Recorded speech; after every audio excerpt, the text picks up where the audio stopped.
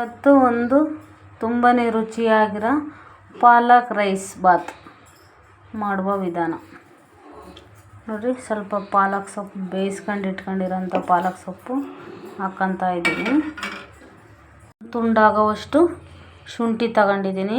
ಒಂದು 2 ಇಂಚ್ ಆಗೋವಷ್ಟು ಶುಂಠಿ, 1 ರಿಂದ 2 ಬೆಳ್ಳುಳ್ಳಿ ತಗೊಂಡಿದ್ದೀನಿ, 2 ಉಂಡೆಯಷ್ಟು. ಒಂದು ಅರ್ಧ ಕಪ್ಪಷ್ಟು ಕಾಳು ಮೆಣಸು ತಗೊಂಡಿದ್ದೀನಿ, ಒಂದು ಅರ್ಧ ಕಪ್ಪಷ್ಟು ಜೀರಿಗೆ ತಗೊಂಡಿದ್ದೀನಿ, ಮತ್ತು ಒಂದು 6 ರಿಂದ 7 ಹಸಿರು ಮೆಣಸಿನ್ಕಾಯಿ ತಗೊಂಡಿದ್ದೀನಿ. ಇವಾಗ ಇದನ್ನು ರುಬ್ಕೊಂಬರೋಣ. ಒಂದು ಸ್ವಲ್ಪ ಪುದೀನ ತಗೊಂಡಿದ್ದೀನಿ, ಒಂದು 1/4 ಟೇಬಲ್ ಸ್ಪೂನ್ ಅರಿಶಿನ ತಗೊಂಡಿದ್ದೀನಿ, ಸ್ವಲ್ಪ ಕೊತ್ತಂಬರಿ ತಗೊಂಡಿದ್ದೀನಿ. ಕಪ್ಪಷ್ಟು ಎಣ್ಣೆ ಹಾಕ್ತಾಯಿದ್ದೀನಿ. ಇವಾಗ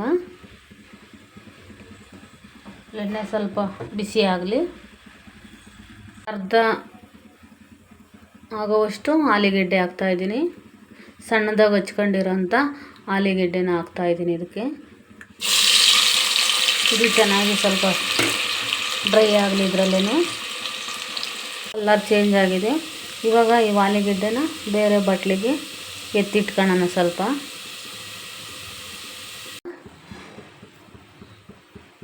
ಜೀರಿಗೆ ಹಾಕೋಣ, ಒಂದು ಅರ್ಧ ಟೇಬಲ್ ಸ್ಪೂನು. ಗೋಡಂಬಿ ಹಾಕೋಣ ಸ್ವಲ್ಪ, ಅದು ಸ್ವಲ್ಪ ಫ್ರೈ ಆಗಲಿ.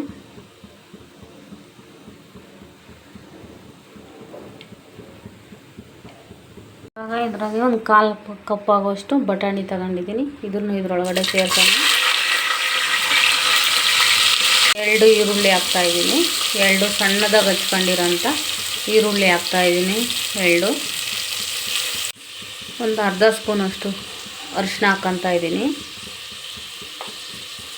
ಚೆನ್ನಾಗಿ ಡ್ರೈ ಆಗಿ ರೋಸ್ಟ್ ಆಗಲಿ ಸ್ವಲ್ಪ. ಮಕ್ಕಳ ಲಂಚ್ ಬಾಕ್ಸಿಗೆ ತುಂಬಾ ಚೆನ್ನಾಗಿರುತ್ತೆ, ಬೇಗ ಮಾಡ್ಬೋದು, ತುಂಬಾ ಟೇಸ್ಟಿಯಾಗಿ ರುಚಿಯಾಗಿರುತ್ತೆ. ನಿಮ್ಗೆ ಇಷ್ಟ ಆಗಿದ್ದರೆ ಈ ರೆಸಿಪಿನ ಶೇರ್ ಮಾಡಿರಿ, ಸಬ್ಸ್ಕ್ರೈಬ್ ಮಾಡಿರಿ, ಪಕ್ಕದಲ್ಲಿರೋ ಬೆಲ್ ಬಟನ್ನ ಆಲ್ ಅಂತ ಒತ್ತಿ. ಇದಕ್ಕೆ ಇವಾಗ ಸ್ವಲ್ಪ ರುಚಿಗೆ ತಕ್ಕನಾಗಿ ಸ್ವಲ್ಪ ಉಪ್ಪು ಹಾಕ್ತಾಯಿದ್ದೀನಿ. ಹಾಕೊಂಡಿದ್ದೀವಲ್ಲ ಅದನ್ನು ಇವಾಗ ಹಾಕೋಣ.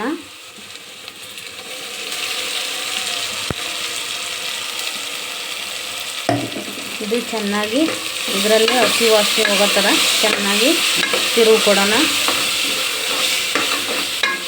ಮಕ್ಕಳಿಗೆ ಮಾಡಿಕೊಟ್ರೆ ತುಂಬಾ ಇಷ್ಟ ಆಗುತ್ತೆ. ಇದು ತುಂಬಾ ರುಚಿಯಾಗಿ ಟೇಸ್ಟಿಯಾಗಿರುತ್ತೆ. ಈ ರೆಸಿಪಿ ಹೇಗಿತ್ತು, ಚೆನ್ನಾಗಿತ್ತು ಅಂತಂದು ಕಮೆಂಟ್ ಮಾಡಿ.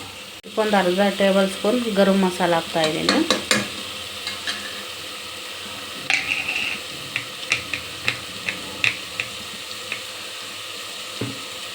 ಒಂದು ಟೇಬಲ್ ಸ್ಪೂನ್ ಧನಿಯ ಪುಡಿ ಹಾಕ್ತಾಯಿದ್ದೀನಿ. ಇದು ಚೆನ್ನಾಗಿ ಮಿಕ್ಸ್ ಮಾಡೋಣ.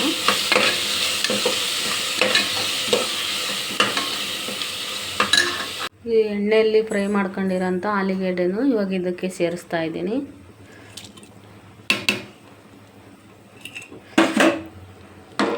ನೋಡ್ಬೋದು ತುಂಬಾ ಚೆನ್ನಾಗಿರೋದೆ. ಇವಾಗ ಸ್ವಲ್ಪ ರೈಸ್ ತೊಳೆದು ಹಾಕಿದ್ದೀನಿ ಇದಕ್ಕೇ.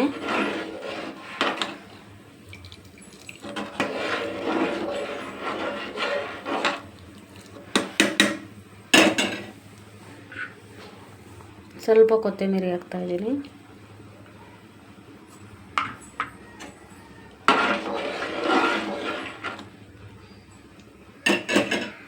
ಇದಾಯಿತು. ಕುಕ್ಕರ್ ಮುಚ್ಚಳ ತೆಗೆಯೋಣ. ಸೂಪರಾಗಿ ಬಂದಿದೆ.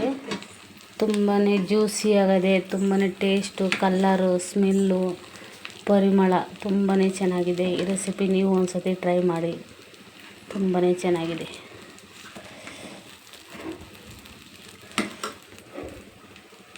ತುಂಬಾ ಬಿಸಿ ಬಿಸಿ ಅದ್ರ ಜೊತೆ ಮೊಸರು ಬಜ್ಜಿ ತುಂಬಾ ಟೇಸ್ಟಿಯಾಗಿರುತ್ತೆ. ಈ ರೆಸಿಪಿ ನೀವು ಒಂದ್ಸತಿ ಟ್ರೈ ಮಾಡಿ.